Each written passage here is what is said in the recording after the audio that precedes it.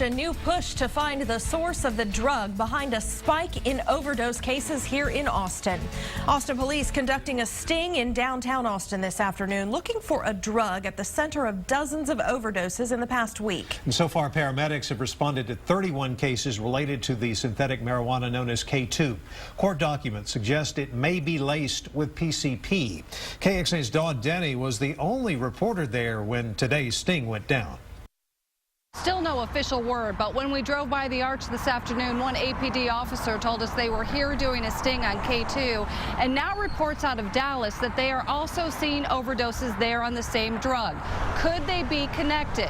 Dallas PD says its narcotics division is investigating the source of the drug, and the Texas Department of State Health Services says no other cities in Texas have seen the overdoses the way Austin and Dallas have. Yeah, we've been in contact with the local public health officials in Dallas and here in Austin as well, just to try to get a sense of what they're seeing, what they're hearing from hospitals and other medical providers in their areas. We've not heard these sort of widespread reports from other parts of the state at this point. The symptoms that we're getting reported, seem to be similar.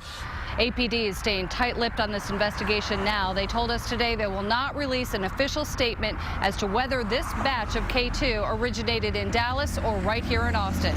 We will continue to update this story as it develops. Dawn Denny, KXAN News. As Dawn mentioned, Austin is not the only city here in Texas dealing with this problem. Dallas paramedics report more than 100 overdoses there since just this past Wednesday. And looking in depth, the synthetic cannabis compound in K2 was developed in the late 1990s by a Clemson University researcher who studied how the brain responds to marijuana. Details about the compound got out when he published his research, and by 2004, people in Europe used the compound in a form of synthetic pot sold as spice.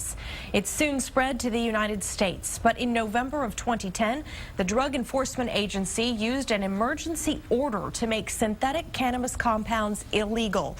Less than 2 years later, the federal government passed a law to ban those compounds.